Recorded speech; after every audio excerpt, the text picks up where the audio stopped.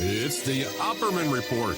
Join digital forensic investigator and PI Ed Opperman for an in-depth discussion of conspiracy theories, strategy of New World Order resistance, high-profile court cases in the news, and interviews with expert guests and authors on these topics and more. It's the Opperman Report. And now, here is investigator Ed Opperman. Okay, welcome to the Opperman Report. I am your host, private investigator Ed Opperman. This show is brought to you by CartKing.com. Have you ever thought about opening your own mobile cart or kiosk business? Maybe you want to add new point-of-sale locations across the country quickly, or bring in revenue by adding coffee, food, or retail services in the lobby of your building, in your warehouse, in a mall or airport. CartKing.com can be the answer to your needs. CartKing.com is a North American designer and manufacturer of the finest mobile retail, coffee, food, carts, and kiosks that money can buy. For 20 years, CartKing.com has been working with clients across America to provide indoor and outdoor carts and kiosks for any application. The website is www.cart-king.com. Give them a call, 877-986-7771. You check out the website. You find out which design applies to you. They'll custom design it for you, custom build it for you, and ship it worldwide. 877-986-7771, cart-king.com. PureSoapFlake.com. Ever heard of Castile Soap? Pure Soap Flake Company handcrafts soap bars, laundry powder, concentrated soap flakes, using organic vegetable oils from their base in northern Minnesota. Bathe your body and wash your clothes with Pure Soap products that are free of fragrance, GMOs, palm oil, sodium lauryl sulfate, yuck, synthetic additives. Keep it clean, folks. Pure Soap Flake Company products are kind to living creatures and sensitive skin, safe for drains, waterways. They work great in those high-efficiency washers and top and front-loading washing machines. Order today at puresoapflakes.com, greenhome.com, amazon.com, or give them a call, 218-568-2525, 218-568-2525. Pure Soap Flake Company is a proud member of the Handcrafted Soap and Cosmetic Guild. Can't beat that. Pure Soap Flake got that, too. Okay, our first guest today is going to be Tina Foster. She's been here several times before in the past. She's one of these Paul McCartney's Paul is Dead experts. I think she's the leading expert these days in Paul is Dead. I know she works on this stuff day after day, day in, day out. Her new book is Plastic Macca, The Secret Death and Replacement of Beatle Paul McCartney. Now, you can also find her blog. Her website is plasticmacca.blogspot.com. You can find her on Facebook under Tina Foster. She's all over the place. Tina Foster, are you there? I sure am. How are you? Thank you so much, Tina. Thank you for coming on the show. Thanks for having me. It's been a long time. It has. Tell us about yourself. Who is Tina Foster? Well, I'm a lawyer in Washington State, and my background is environmental and animal law, and I'm a transactional lawyer, and I have a background in legal writing, and also I have an academic background of a master's in Germanic studies. So when I started the Paul is Dead research 10 years ago, I already had in mind that I would be writing a book about it, so I started collecting all of my resources, references, evidence. And finally, just back in January, I published Plastic Macca, which is basically the culmination of 10 years worth of Paul is Dead research. So people who have never heard this theory before, what is Paul is Dead? What's that theory? Okay, so basically, based on the evidence I've seen, Paul McCartney died and was replaced at the end of the summer of 1966. In my opinion, it was at the end of the U.S. tour, at the end of August 1966. But there is also the theory that he died in September or even November of 1966. So this came to be big news in the fall of 1969, and it was all over the U.S. media at least, and it also leaked over into the UK. And people were speculating that Paul had died in a car accident, and they were looking for clues in the album, in the songs, the album covers, Well, let me ask you a couple of questions right off the bat. Now, if because I believe he was replaced, but what makes you think he died and not just replaced? Right. Well, we know that we have proof for the replacement because the faces don't match, the voice prints don't match, the heights, there are a number of physical features that don't match. So we can prove that there are two different people. Now, what makes me think that he actually died was because he was never seen again post 1966. And there are also a number of clues that he died. There's reverse speech that he died. There's Bible code. There's astrology.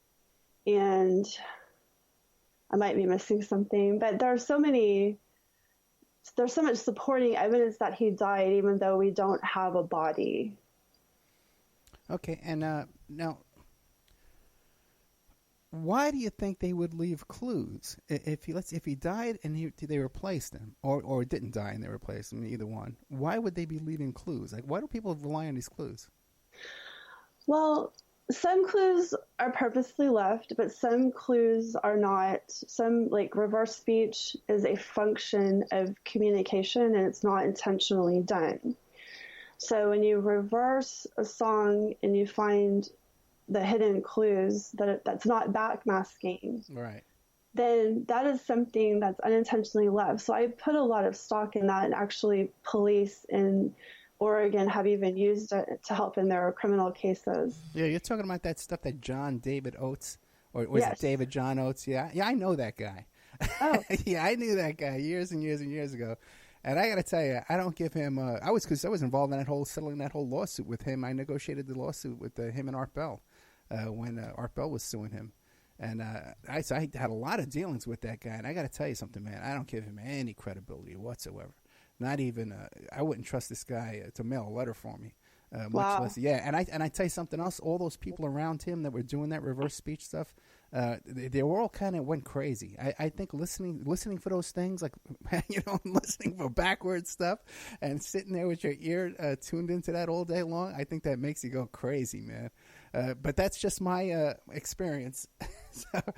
Some of the reverse speech is very clear to hear. Like, I've heard things myself. Yeah, I've heard things too. Yeah. I know what you're saying. A lot of it is gibberish, which is admitted, but then you will hear certain things that are very clear. So, but also there's the backmasking, which is intentionally placed clues. Right. And that would be like in Revolution Number 9, which I think kind of tells the tale of what happened to Paul. Like, they put in the sounds of a car crash and church and funerary music. But, if you think about that, the Beatles, the other Beatles, and the people around Paul were convinced somehow to go along with this, but it doesn't mean that they were happy about it. So they may have been trying to leak the information through clues that wouldn't get them in trouble necessarily, but that they could inform people at some level. But then what about now? What would stop them from coming out right now and saying, hey, who's left anyway, by the way? Are any of them left? Ringo's left. Ringo and, Fall, but... Yeah. Yeah, so, we don't know what went on behind the scenes to convince them. It could have been bribery, threats, blackmail. Yeah. And so they may have been sworn to secrecy, and if they came out now, either they could be offed or their family, like, who knows? But Heather Mills certainly was threatened with death. Mal Evans was killed outright. Yeah, why don't you tell us what happened to Mal Evans? That's an interesting story. Yeah, he was their roadie from 1963, or maybe earlier actually, but for 10 years he was their roadie and worked for Apple and was close friends with them. And then in 1975, he was writing a book, a tell-all autobiography and biography on the Beatles called Living the Beatles Legend. And he, at the January 1976, he was about to send it to the publisher, he had some conflict with some songs he wrote for Sgt. Pepper, like fixing a hole in the Sgt. Pepper theme song. And so he was promised that he would get royalties, but he didn't because he helped Fall write these songs. And so in early January, they reached an agreement about the royalties. And then Mal Evans, that same day or night, he told his collaborator on the book, John Herney, to make sure the book got published. And then later that night, his girlfriend called the cops on him saying that he was waving a rifle around. So the cops show up. He's waving an air rifle, but they don't know that, so they just shoot and kill him. Then his book gets lost, goes missing. His suitcase full of memorabilia, Beatles memorabilia and songs goes missing. And even his ashes, when they were sent back to England, went missing. Now, the book eventually did turn up, and parts of it were published, but it was redacted, so we don't know exactly what he was going to expose in it, but it seems that somebody was worried about this information. Yeah, and I think one of the cops that shot him was involved also, too, in the RFK investigation. Yeah, the investigator on the Mal Evans case was also involved in JFK or RFK. I'm not 100% sure on that. I forgot. I'm sorry. Yeah, I'm pretty sure it was RFK, yeah. Yeah. Because it was okay. California. You know, that's probably where it would have happened. Yeah. Right. And when the book did get published, do we know who published it and what's the story behind that and who's getting the royalties from that book and stuff like that? Well, it was going to be Gossett and Dunlap originally because he was just about to take it over, but who eventually published it, I'm not 100% sure. I'm sorry. Okay. Now, what about Paul McCartney's family? Okay, I know he had a brother that had some accusations against him for sexual abuse and stuff like that, and I think he was even arrested for a bit there. Mike McGear. Yeah, what's going on with the family? How come they're not out running around screaming about this? Well, I mean, it would be the same reason that they were incentivized somehow, threats, blackmail, bribery, behind the scenes, because obviously they know it's not the same person. But Mike McGear was on, back in 1969, he was on the Mike Douglas show with Christopher Glenn, and they were talking about the PID and the clues showing that Paul had died. And Mike Douglas, he asked Mike McGear, oh, when was the last time you saw your brother? And he's like, oh, at his funeral. And, you know, he's making a joke out of it, but he's also saying things he doesn't refute. He never refutes the allegations.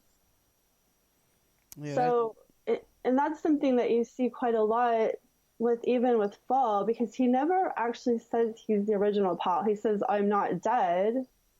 Or, you know, he says stuff like that, and then he makes a joke out of it. He'll even say, I'm neither Paul McCartney nor his clone, but I went out last night with your wife. Like, he makes these admissions, but then he turns them into a joke.